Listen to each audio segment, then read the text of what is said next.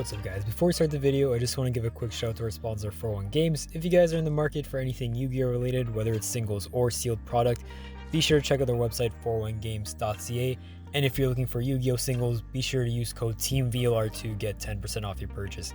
It supports the channel and we'd really appreciate it.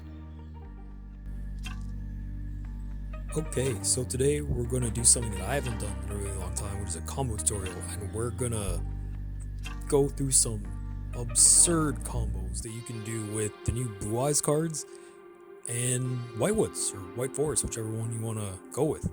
These two archetypes pair together so well.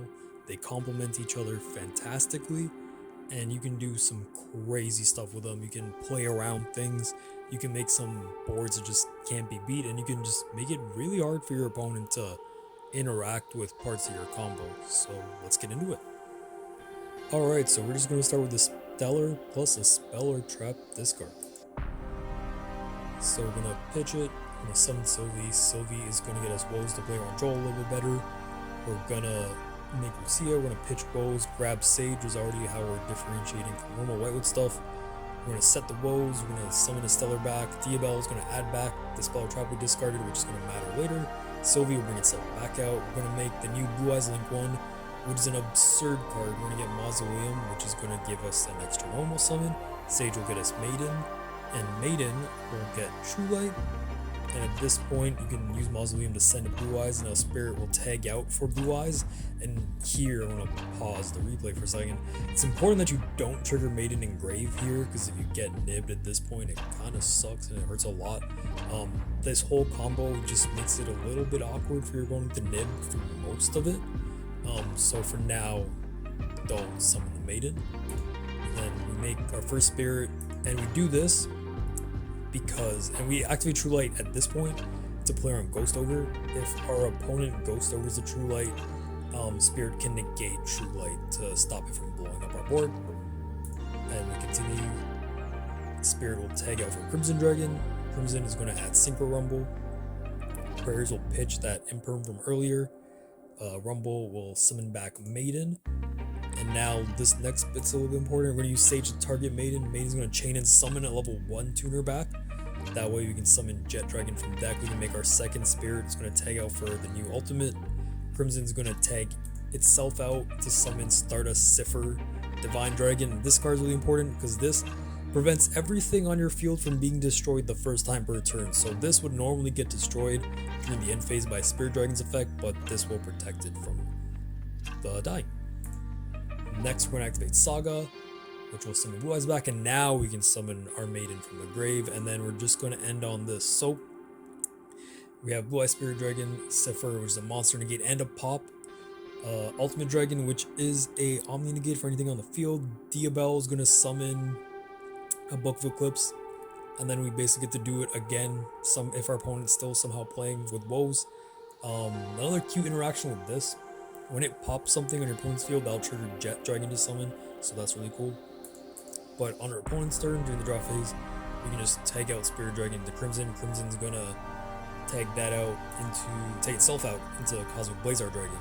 So now we have two Omni negates essentially, another monster negate and a pop, a Bugable and double Book of Eclipse, just off just the Stellar, which is crazy. But what if I told you we could make it even better? Alright, so in the previous combo, we chose to respect Joel at the very beginning. We searched Woes instead of Tails. This time, we're not going to respect Joel at all at the beginning. We're just going to go for it. We're going to grab Tails instead. So Sylvie is going to grab Tails here. We're still going to get Sage at this point. We're going to use the same chain links. Here, we're going to get Elzette, which we'll use later in the combo. Diabelle is going to grab back Tails. It could have grabbed back Imperm at this point, didn't really matter, it didn't change anything. We'll make the Link 1 again. Activate the Mausoleum. Normal Sage. Sage is still going to get Maiden. A lot of this is similar in the initial stages. Still going to summon Blue Eyes here. Still not going to summon Maiden from grave. That's important too.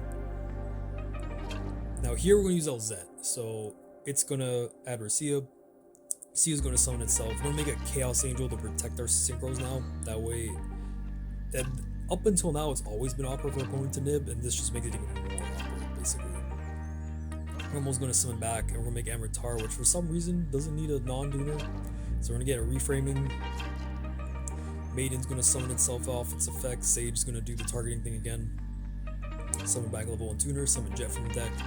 Going to make a Spirit Dragon, and then this part's the exact same. Except for, I'm going to summon back Sia, because we only dragon locked ourselves from the extra deck off of Saga.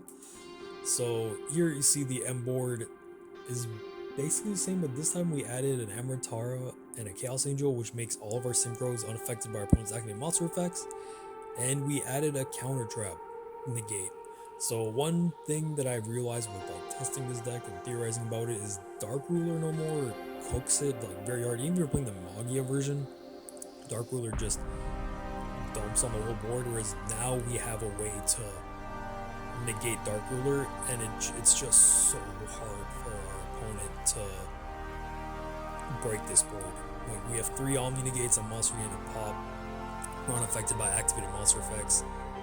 It's really tough. So there is one more combo I'm going to show you guys, and I think that one plays through hand traps the best. Okay, so in this combo, I'm going to show you guys what you can do if you open Sage with a Stellar. This actually changes things quite a bit, because in the previous combo we had this Search Sage. This time we don't have to. So at the beginning, we're going to just go through the normal Whitewood stuff. This is what a pure Whitewood deck would do. And we're going to grab Tails back. Elza's going to pitch and summon.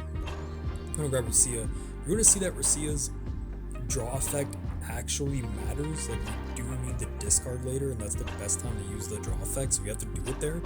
We're going to make Amritar and Chaos Angel super early. Before we did it later in the combo, this time we're doing it at the very beginning. This just makes it even more awkward for our opponent to drop nib. We're going to see that there's never really a good time for the opponent to nib us. Like here, Maiden's going to get True Light. I'm going to summon Spirit, True Light. Again, we're protected by Spirit Dragon there from a Ghost over on True Light. Prayers. We're going to take out the Crimson Dragon. Crimson Dragon's going to get Rumble. So we can trigger Saga now. Again, the Dragon Lock from the extra deck doesn't matter at this point. Spirit tags itself for ultimate. I'm going to tag out into the Stardust. Rumble's going to bring back Maiden. We're going to target him with Sage and Chain to summon a level 1 tuner. Grab Jet. And make our 3rd Spirit. And you're gonna see now, all we did was we just added the Whitewood's Trap, but this combo played through nib the best, and I think that is very valuable. Alright, so super early version of the deck list. I wouldn't read too much into my ratios. I'm still very much experimenting with things, thinking about things. There's so much time before this comes out in TCG anyways. We don't even know when we're gonna get this. I hope it's this year, but I'm thinking early next year.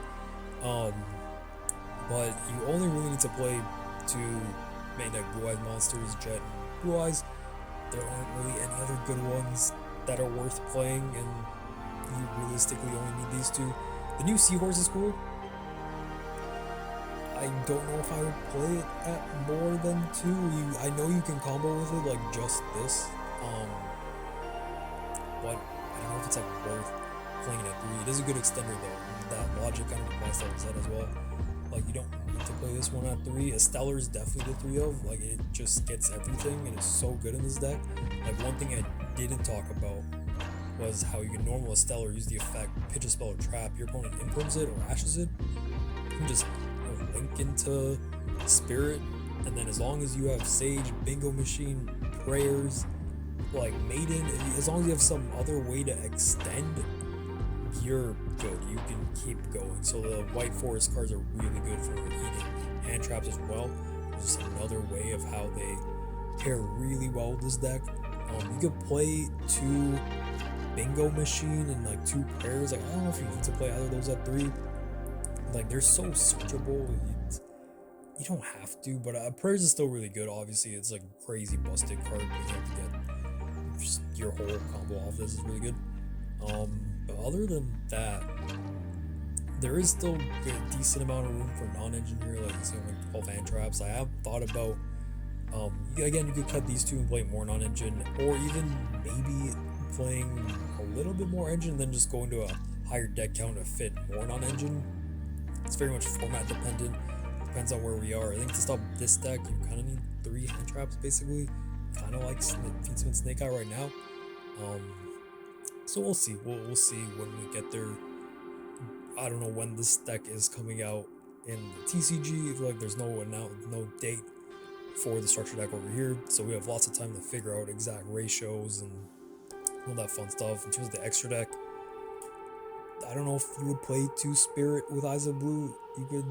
I don't see a scenario where the second one will come up. Maybe it does. I mean, it summons Blue Eyes, I guess, but do you really need that? With these 3, I don't think you need to play another target for Diabell. Like these 3 as a small little package are enough. This, along with all the other synchros, are necessary. Like this, you need for Dark Ruler. You have to play 3 of this. This is really good. As you saw, to play a Nib in your combo, and then these are all the 12 you're playing. These 2 are probably the 2 spots I'm the most iffy on. Like this could come up going second, I guess. Like you can easily make it with the prayers attaching this, and then attribute Blue Eyes to summon this, and it's like good going second to clear your opponent's board potentially, and to set a trap again if you need it. If you're in like a weird grind game, this could come up. But I don't know if I would rather just place maybe other synchros or 2 other links maybe. I don't know. I mean, this is something to do if you get D-Beard, so that's kind of cool. But yeah, let me know if you guys have any ideas for what you could potentially do with these 2 slots, and if you have any other ideas for the deck in general. If you saw like any other combo lines or ways that I could do things, please let me know in the comments below, and let me know if you want more White Forest Blue Eyes content. And yeah, Team Flare is out. Peace.